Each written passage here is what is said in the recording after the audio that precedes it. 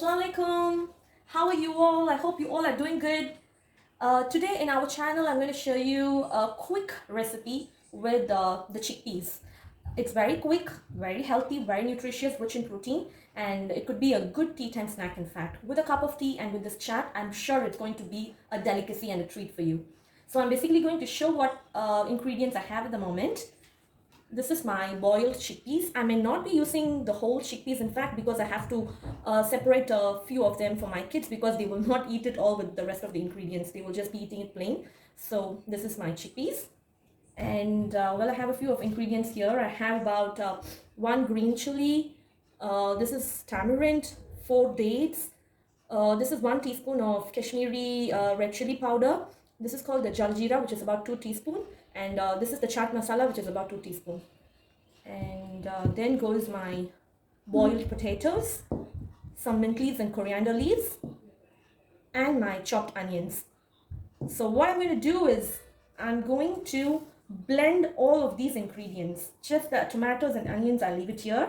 And the rest of all the ingredients like the jaljeera, the chaat masala, the tamarind, the green chili, the chili powder, the dates, along with the coriander and the mint leaves. I'm just going to blend them all together and have it as a paste, or you may also call it as a chutney or whatever. I'm just going to keep it aside before we start this recipe.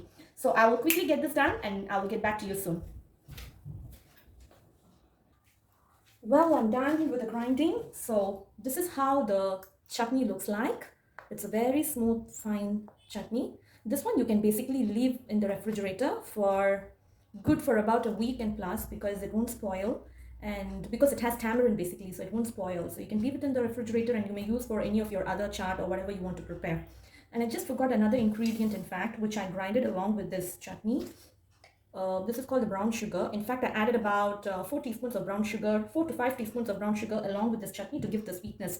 What I was thinking was basically the dates will give enough sweetness to this chutney, but unfortunately the sweetness wasn't enough, so I had to add 4 to 5 teaspoons of this brown sugar. And I have some coriander for garnishing for the final touch. So as a next step, what we're basically going to do is to mix this chutney along with the chickpeas, the potatoes and the onions, and finish it off. That's all about it. It's such a quick recipe, in fact. And when you plan your evenings suddenly, like if you want to prepare something very nutritious or healthy, you can just right away go and do this. But you have to soak the chickpeas at least for a few hours, like 5 to 6 hours. And when you boil, don't forget to add salt. Add 1 teaspoon, 1 to 1.5 teaspoon of salt, and then boil your chickpeas. Drain and extract the water from the chickpeas. Leave it to dry like this before you start the chat, because we don't want the wet and the damp chickpeas. Just leave it, drain it, and leave it like this, and then we will start with our recipe.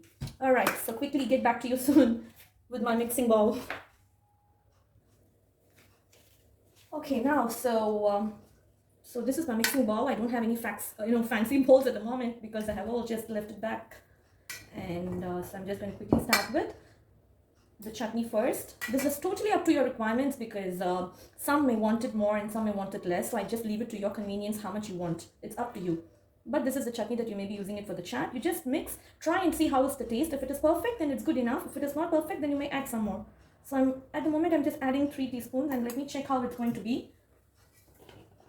For the sweetness, for the sourness, the salt and everything, I'm just going to check how it fits and suits. If it's perfect, I think it should be good enough. If it is not, then we may add some more.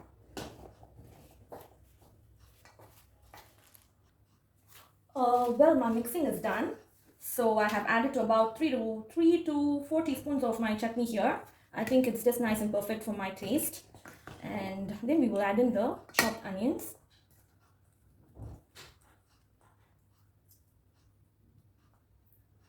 Okay. Then we will add in our potatoes.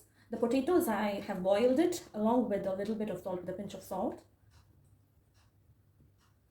So yeah, this one we will leave it for garnishing. And again, I'm going to mix them, give a good mix so all my veggies gets mixed with the chickpeas quite well.